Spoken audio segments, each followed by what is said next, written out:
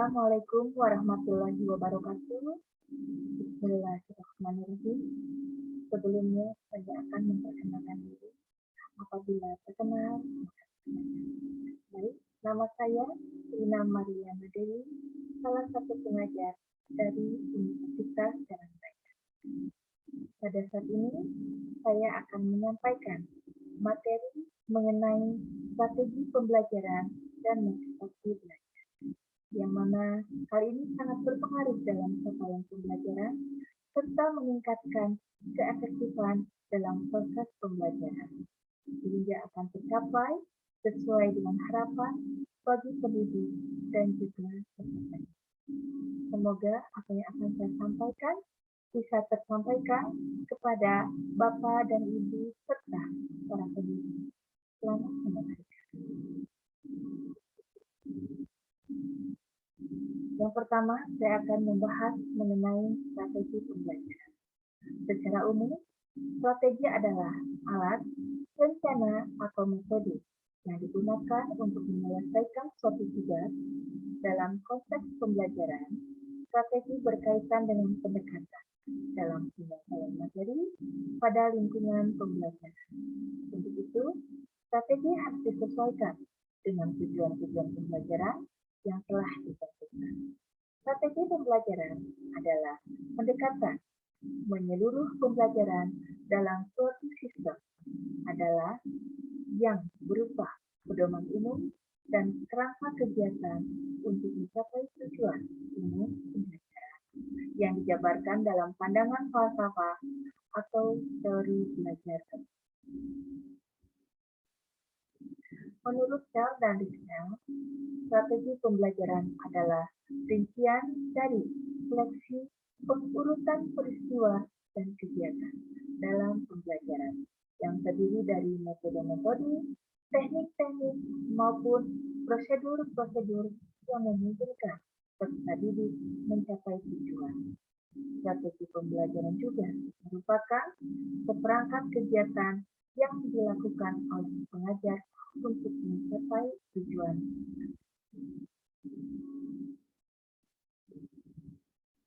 Berdasarkan pendapat para pakar pendidikan di atas menunjukkan bahwa strategi pembelajaran merupakan pola umum dan rangkaian perbuatan guru, pendidik, siswa, dan mahasiswa dalam mewujudkan peristiwa pembelajaran untuk mencapai suatu tujuan pembelajaran tertentu secara efektif dan efisien. Dalam perencanaan strategi pembelajaran, ada 5 tahapan yang harus dilalui, yaitu menyeleksi media yang sesuai dengan tujuan, mengurutkan dan mengelompokkan tujuan, merencanakan pra pembelajaran, tes dan aktivitas tindak lanjut, merencanakan penyajian informasi dan partisipasi siswa pada setiap bagian pelajaran, serta menentukan aktivitas untuk pembelajaran atau pelajaran dan mengestimasi waktu yang dibutuhkan untuk setiap mata pelajaran. Nah, di sini pun juga ada komponen-komponen strategi pembelajaran, yaitu sebagai suatu pola umum kegiatan pendidik dan peserta didik dalam mewujudkan pembelajaran yang efektif. Strategi pembelajaran memiliki beberapa komponen. Menurut Stick dan Kerr, ada 5 komponen strategi pembelajaran, yaitu yang pertama, kegiatan pembelajaran adalah pendahuluan, penyampaian informasi, partisipasi peserta didik, tes, dan kegiatan lanjutan. Pada kegiatan ini, pendidik diharapkan dapat menarik minat peserta didik terhadap materi pelajaran yang akan disampaikan. Kegiatan pendahuluan pembelajaran yang disampaikan dengan menarik akan dapat memotivasi peserta didik untuk belajar, seperti iklan yang berbunyi, kesan pertama begitu menggoda. Selanjutnya, kesenangan. Maka demikian pula dengan peserta didik yang dihadapi oleh pendidik, guru, ataupun dosen. Dan yang kedua, penyampaian informasi. Penyampaian informasi merupakan penjelasan tentang semua materi pembelajaran. Kesalahan utama yang sering terjadi pada tahap ini adalah menyajikan informasi terlalu banyak, terutama jika sebagian besar informasi itu tidak relevan dengan tujuan pembelajaran. Baik Bapak dan Ibu dan juga para pendidik, yang mana strategi pembelajaran ini sangat penting bagi kita sebagai pengajar. Kenapa demikian? Karena untuk pencapaian pembelajaran kita tidak terlepas dari strategi pembelajaran. Dalam hal ini, saya akan menjelaskan kembali seperti apa strategi pembelajaran agar tercapai pada tujuan yang kita harapkan. Dalam penyampaian informasi ada beberapa hal yang perlu diperhatikan, yaitu urutan, ruang lingkup, dan jenis materi. Yang pertama, urutan penyampaian. Urutan penyampaian materi pelajaran harus menggunakan pola yang tepat. Misalnya, urutan materi diberikan dari hal-hal yang bersifat konkret ke hal-hal yang bersifat abstrak, atau dari hal-hal yang sederhana atau mudah dilakukan ke hal-hal yang lebih kompleks atau sulit dilakukan. Yang B, ruang lingkup materi yang disampaikan. Di sini yang disampaikan sangat tergantung pada karakteristik peserta didik dan jenis materi yang dipelajari. Secara umum, ruang lingkup materi sudah tergambar pada saat menentukan tujuan pembelajaran. Oke, materi yang akan disampaikan secara umum, materi pelajaran merupakan gabungan antara jenis materi berbentuk pengetahuan, fakta, dan informasi yang terperinci, keterampilan atau langkah-langkah, prosedur, keadaan, dan cara-cara tertentu, dan sikap, seperti pendapat, ide, saran, atau pandangan. Ketiga, partisipasi peserta didik. Partisipasi peserta didik merupakan salah satu hal yang sangat penting dalam kegiatan pembelajaran. Kegiatan pembelajaran akan lebih efektif dan efisien jika peserta didik dilibatkan secara aktif untuk melakukan latihan-latihan secara langsung dan relevan dengan tujuan pembelajaran yang sudah dirumuskan. Nah, di sini kita ada beberapa hal yang perlu dipertimbangkan dalam kaitannya dengan partisipasi peserta didik. Yang pertama, latihan dan praktik sebaiknya diimplementasikan setelah peserta didik diberi informasi tentang suatu pengetahuan, keterampilan, dan sikap. Setelah itu, peserta didik diberi kesempatan untuk berlatih atau mempraktikkan pengetahuan sikap keterampilan tersebut. B. Umpan balik. Setelah peserta didik menunjukkan perilaku tertentu sebagai hasil belajarnya, maka pendidik segera memberikan umpan balik terhadap hasil belajar tersebut. Adanya umpan balik ini bermanfaat bagi peserta didik untuk mengetahui apakah jawaban yang merupakan kegiatan yang telah mereka lakukan itu benar atau salah, tepat atau tidak tepat, atau ada sesuatu yang berbeda.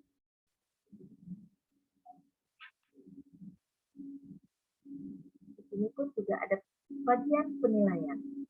Penilaian di sini ada dua jenis tes atau penilaian yang biasa dilakukan oleh pendidik, yaitu tes dan soft test. Secara umum, tes digunakan oleh pendidik untuk mengetahui apakah tujuan pembelajaran khusus telah tercapai atau belum, dan apakah pengetahuan, keterampilan, dan sikap telah benar-benar dimiliki peserta didik atau belum. Pelaksanaan tes biasanya dilaksanakan setelah peserta didik mengikuti proses pembelajaran. Di samping itu, pelaksanaan tes juga dilakukan setelah peserta didik melakukan latihan dan lalu kita lanjutkan kepada kegiatan lanjutan. Kegiatan lanjutan atau follow-up berkaitan dengan hasil tes yang telah dilakukan. Karena kegiatan lanjutan esensinya adalah untuk mengoptimalkan hasil belajar peserta didik. Adapun kegiatan-kegiatan yang dapat dilakukan untuk mengoptimalkan hasil belajar peserta didik antara lain adalah sebagai berikut. Yang pertama, memberikan tugas atau pelatihan yang harus dikerjakan di rumah. B. Menjelaskan kembali bahan pelajaran yang dianggap sulit oleh peserta didik. C. Membaca materi pelajaran tertentu. Dan D. Memberikan motivasi dan bimbingan belajar. Baik, kita melangkah ke prinsip-prinsip penggunaan strategi pembelajaran. Menurut Sanjaya, ada 4 prinsip umum yang harus diperhatikan pendidik dalam penggunaan strategi pembelajaran, yaitu yang pertama, berorientasi pada tujuan pembelajaran. Tujuan pembelajaran merupakan komponen yang utama. Segala aktivitas pendidik dan peserta didik pastilah diupayakan untuk mencapai tujuan pembelajaran yang ditetapkan. Karena efektivitas suatu strategi pembelajaran dapat dilihat dari keberhasilan peserta didik dalam mencapai tujuan pembelajaran. Dan B. Aktivitas. Belajar bukan hanya menghafal sejumlah fakta atau informasi, tapi juga berbuat, memperoleh pengalaman tertentu sesuai dengan tujuan pembelajaran yang diharapkan. Karena itu, strategi pembelajaran harus dapat mengarahkan dan mendorong aktivitas peserta didik, baik aktivitas fisik maupun aktivitas mental. Dan C. Individualitas. Mengajar adalah usaha mengembangkan setiap individu peserta didik. Walaupun pendidik mengajar pada kelompok peserta didik, namun pada hakikatnya yang diingin dicapai adalah perubahan perilaku setiap peserta didik. Pendidik yang berhasil adalah apabila ia menangani 35 orang peserta didik, seluruhnya berhasil mencapai tujuan. Dan sebaliknya, dikatakan pendidik yang tidak berhasil manakala ia menangani 35 orang peserta didik, 30 peserta didik tidak berhasil mencapai tujuan pembelajaran. Dan D. Integritas.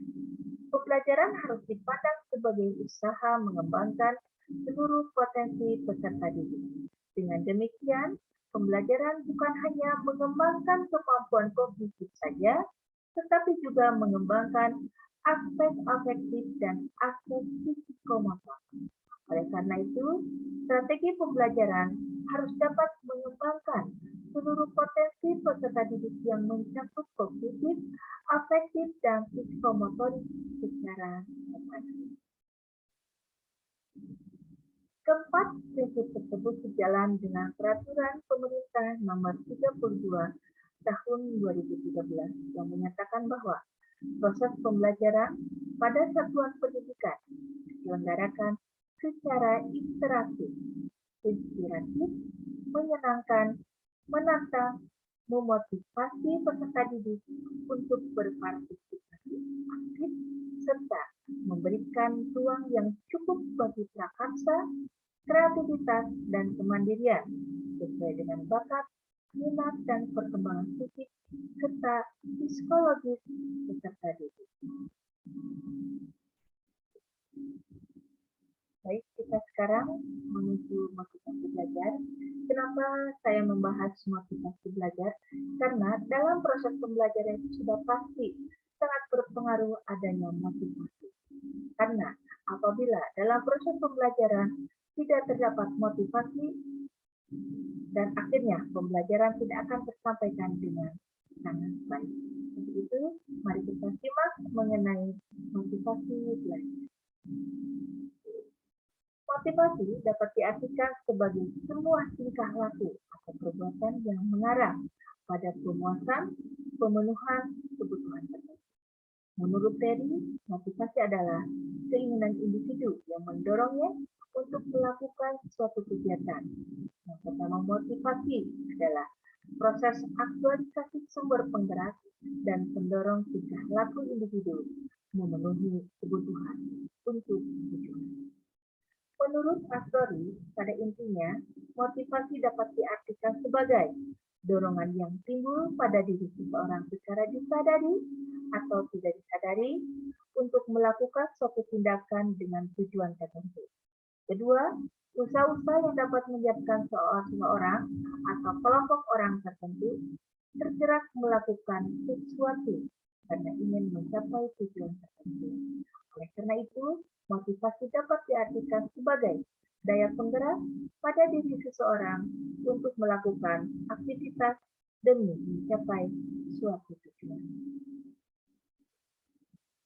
Motivasi belajar merupakan keseluruhan daya penggerak positif di dalam diri peserta didik yang menimbulkan kegiatan belajar, menjamin keberlangsungan belajar atau kelangsungan belajar, dan memberikan arah pada kegiatan belajar itu demi mencapai suatu tujuan.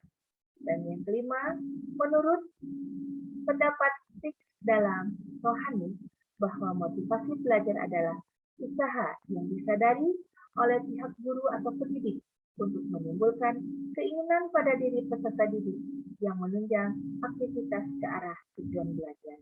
Dan terakhir, motivasi belajar dapat timbul karena dua faktor, yaitu faktor intrinsik dan faktor ekstrinsik. Baik, saya akan membahas dan menjelaskan mengenai faktor intrinsik dan ekstrinsik.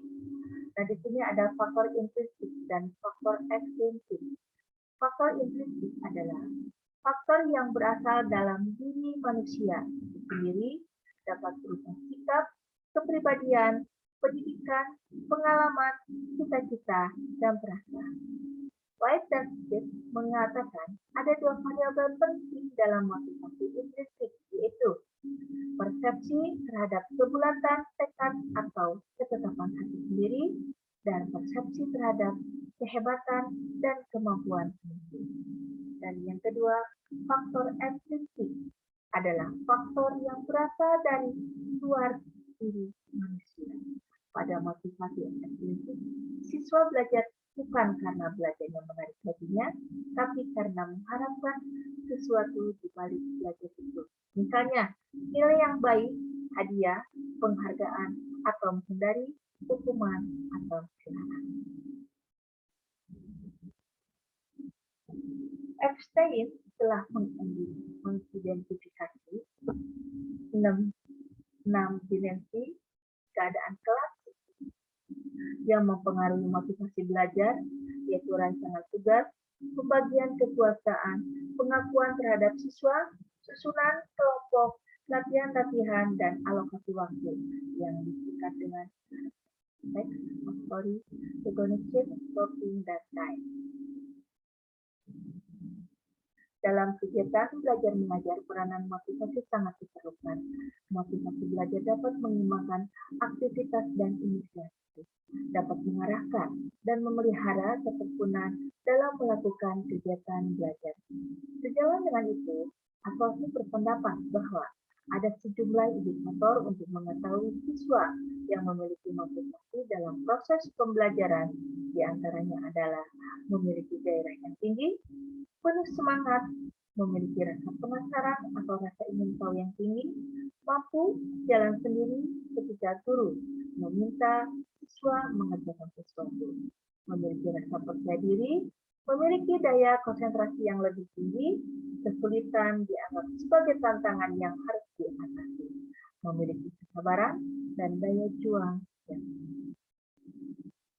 Apabila indikator-indikator di atas muncul dalam proses pembelajaran di kelas, maka guru atau pendidik akan merasa antusias dalam menyelenggarakan proses pembelajaran. Namun demikian, keadaan sebaliknya boleh jadi akan ditemukan, artinya ada sejumlah siswa yang memiliki motivasi rendah. Ada beberapa indikator siswa yang memiliki motivasi rendah. Yang pertama, perhatian terhadap pelajarannya kurang, semangat juang rendah, mengerjakan sesuatu seperti diminta membawa beban berat, sulit untuk bisa atau jalan sendiri. Mereka bisa jalan kalau sudah bisa.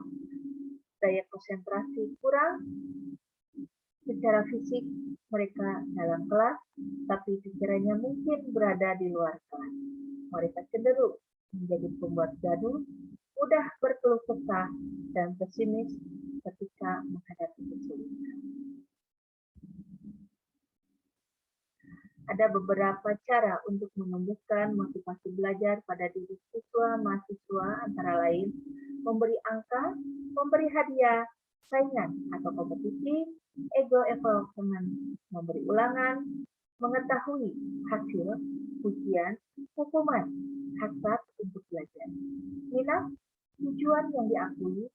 Sejalan dengan itu, Aswari mengatakan bahwa ada sejumlah cara yang dapat dilakukan untuk membangun dan mengembangkan motivasi belajar siswa. Yang pertama, menekankan kepada siswa tentang arti pentingnya persiapan dalam menghadapi masa depan yang kemungkinan lebih banyak tantangan dan persaingan. Dan kedua, memberikan contoh kepada siswa atau mahasiswa tentang orang-orang sukses dalam kehidupan dan rahasia kesuksesan mereka yang patut ditiru.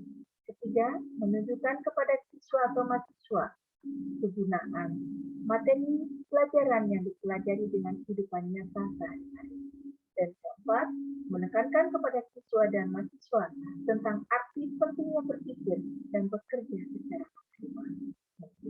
Dan kelima, memberikan ganjaran kepada siswa untuk pekerjaan-pekerjaan yang diselesaikan. Dan yang keenam, target pencapaian belajar harus jelas. Siswa harus mengetahui kompetensi apa yang harus dicapai dan dikuasai setelah selesai proses pembelajaran. Dan yang ketujuh, kembangkan suasana yang memungkinkan siswa merasa diterima dan didukung.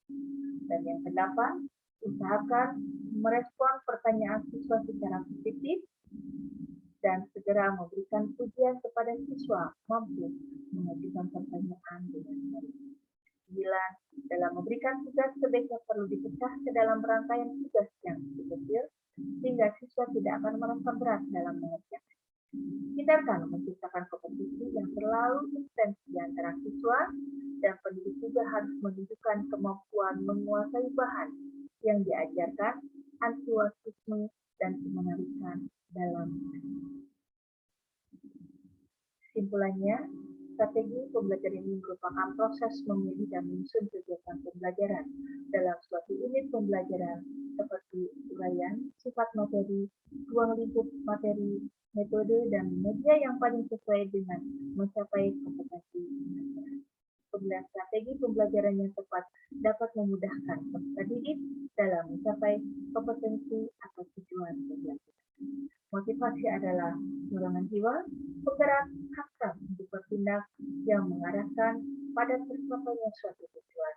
Karena motivasi belajar adalah dorongan jiwa atau hasrat untuk melakukan kegiatan belajar, dan berdasarkan teori motivasi ini, tampak bahwa motivasi belajar sangat mempengaruhi keberhasilan proses belajar, yang dalam hal ini dapat dilihat dari tingkat pemahaman siswa terhadap materi yang